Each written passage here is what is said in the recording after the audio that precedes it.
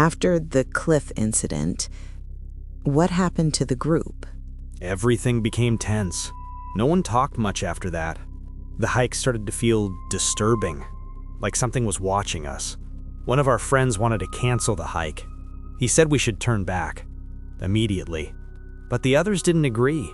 We made the decision together, and the decision was clear. The hike would continue. For a while, the trail felt safe again. Nothing strange happened. But before reaching Post 3, we heard something. It came from deep inside the forest, behind the thick trees. We couldn't see anything, only the sound. The air felt extremely cold. Breathing became harder. The oxygen felt thinner with every step. We couldn't move as fast as before, so we slowed down. We had to save our energy and the oxygen we had left. Step by step, we kept moving forward until we finally reached Post 3.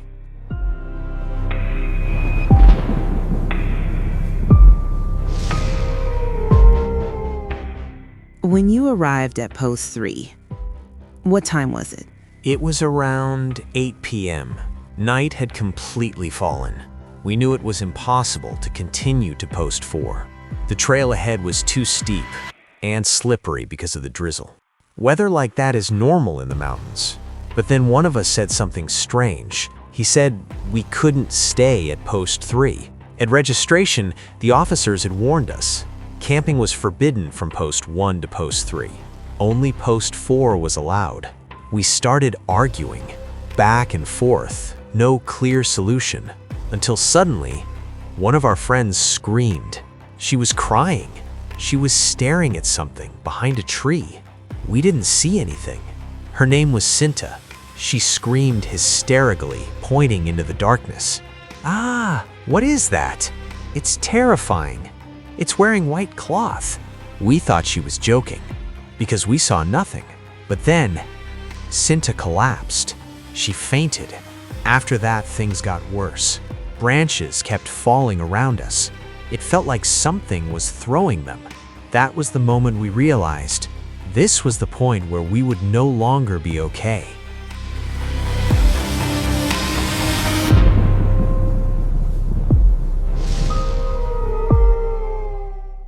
What happened after Cinta collapsed? While we were trying to wake Cinta up, someone came, an old man. He didn't look like a hiker. He looked like a local resident, like a farmer. Simple clothes, no hiking gear at all. That's what terrified us, because it was impossible for an old man like that to be up there at night. None of us dared to speak. He walked past us without making a sound. When he was about 2 meters away, he stopped. He turned around and looked at us. Then he said in Indonesian, "Peraturan harus diikuti. Jangan berhenti sembarangan. Ini kampung kami." I understood what he said. The others didn't. They looked at me confused. All I could do was nod my head. Then the old man walked away, slowly, until he disappeared into the darkness. After that, I forced myself to wake Cinta. Eventually, she regained consciousness. I tried to calm everyone down. I translated what the old man said. We didn't stay there any longer. We immediately left. We walked fast, too fast, because of fear. But something didn't make sense. We never caught up to the old man. We should have. He walked strangely. He was limping, yet no matter how fast we walked, he was gone. And somehow, we finally arrived at Post 4.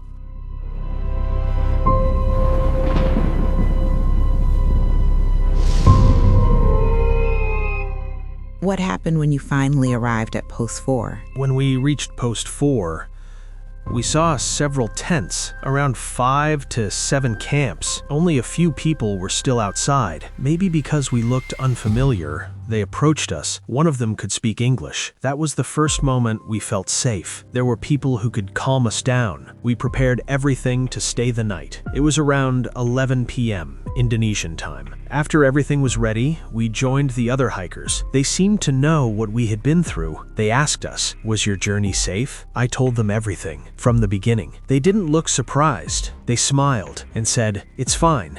As long as you don't do bad things, you'll be safe. I asked them what was forbidden. They explained, no camping from post 1 to post 3, no littering, no careless words, no underestimating the trail, no taking flowers or branches. We told them we didn't break any of those rules. They nodded. Then one of them said, what you experienced was a welcoming sign. He said the old man was not an ordinary human. He was the guardian spirit of the mountain. He warned us because we almost camped in a forbidden area. At that moment, I felt calm until they asked us, when do you plan to summit? I told them, we're chasing time. We have to reach the summit tomorrow afternoon and return down by the same night. They immediately disagreed. They said we were forcing ourselves. From post 4 to the summit was still 7 hours climb. There was no way we could return safely at night. They said being on the trail at night was forbidden. At that moment, I felt regret, but I didn't show it to my friends. That night,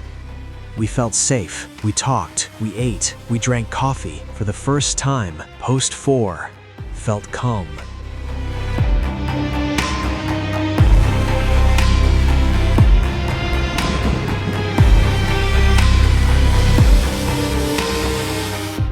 What happened the next morning? After we finished eating and everything else, we rested until morning came. That morning felt beautiful. From up there, we could see houses far below. I was truly amazed by Indonesia, its culture, its people, their kindness. Everything felt safe. Later, we and the other hikers decided to form one big group, around 18 people in total. We followed the instructions of the group leader. He told us to reach the summit, we shouldn't bring all our gear, only water and food. Tents, heavy bags, and equipment should be left behind. They said the trail to the summit was quite extreme. We followed their advice and started the climb with laughter and excitement. The first 1 to 3 hours, we stopped often, but after the 4th hour, we only stopped when we were truly exhausted. Everything felt safe. When we finally reached the summit, we prayed together. My team and I cried. I never imagined I would see something this beautiful. We joined the others in raising the Indonesian flag. We laughed because we didn't really understand. They just said, just follow. Watching them perform the ceremony, we felt something different, like receiving a new lesson in life. After 1 to 2 hours at the summit, we decided to return to camp. The journey back felt normal. No fear, no exhaustion. We arrived at camp around 5 p.m. We planned to descend that day, even though we remembered the warning about not going down at night. Not because we underestimated it, but because we had to. We had already spent too much time, and we were supposed to head home the day after tomorrow. Before leaving, they reminded us again. They gave us instructions to stay safe. If you hear someone calling,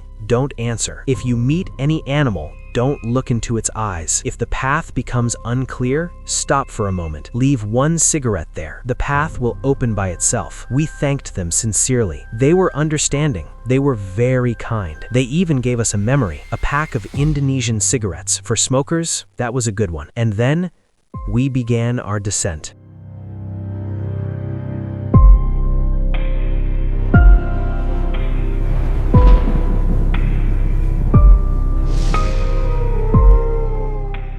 What happened during the descent? We started our descent as the sky slowly turned dark. We were prepared for anything. At first, everything felt safe until Josh suddenly asked, "Do you really believe everything they told us?" I replied, "Watch your words. This isn't a familiar place. We are only guests here." Josh smiled slightly, like he didn't take it seriously. That annoyed me. After about 2 hours, we reached post 3. We stopped for a short rest. Josh asked permission to relieve himself. We allowed it. He walked behind us, passing several trees. That's when something felt wrong. Josh didn't return. 12 minutes passed. I counted the time. We started to panic. I told the others, let's check where Josh went. We searched the area. Josh was nowhere to be found. No footprints, no signs, nothing. That's when fear truly began.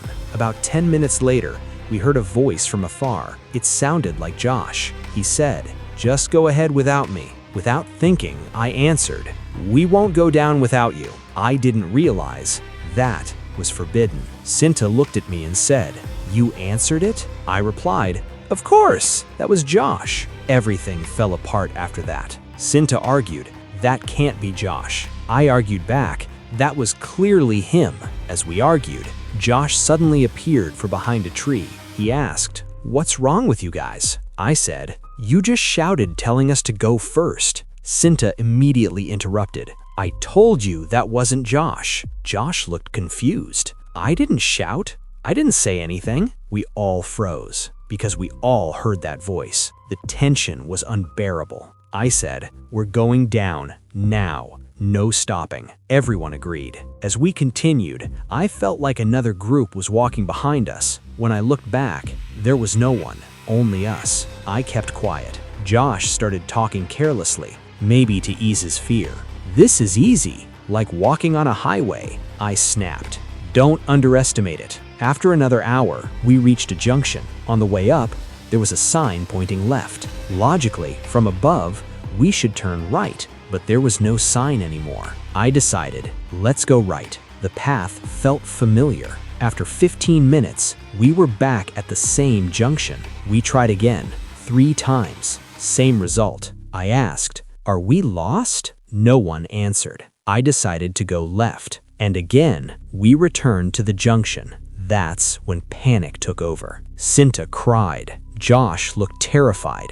I shouted, "This is because you kept underestimating the trail." Suddenly, a woman laughed, soft, mocking. We held onto each other. That was the worst terror of my life. The laughter echoed. Josh screamed, "Stop! We didn't break any rules." I told everyone to stay calm, even though I was terrified. Then Cinta looked up. She screamed. On the tree, a woman, no eyes, no mouth, no nose, a flat face, wearing a long white dress. Her neck was longer than her body. She laughed. We all screamed and ran, separated. I ran with Cinta. Josh ran with the others. The laughter followed us, closer, louder. Then I remembered the cigarettes. I threw several sticks around us with my eyes closed. I didn't know what happened to the others. Cinta cried in my arms. She was exhausted. Suddenly, a hand tapped my shoulder. I turned around.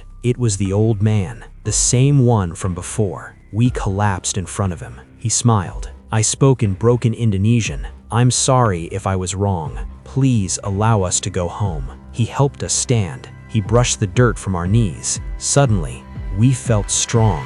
Our fear disappeared. Our minds felt clear. He smiled again. I shook his hand, and he walked away. Moments later, Josh and the others came running, terrified. We regrouped. I followed the direction where the old man went. The trail felt strange. Roots and rocks felt bigger. Then, we saw trash, instant noodle packaging. I knew we were back on the real path. Suddenly, we reached Post 1. We were shocked. We didn't pass Post 2. We didn't stop. We continued. The path was safe. Lights, houses. We arrived at the base camp. The staff looked shocked. He gave us warm drinks. Josh and Cinta vomited. I got angry. He said, they were followed by spirits. This is to cleanse them. After that, they felt light, healthy. That's when I realized, not all obstacles can be seen. Some must be respected. The old man wasn't human, but he saved us.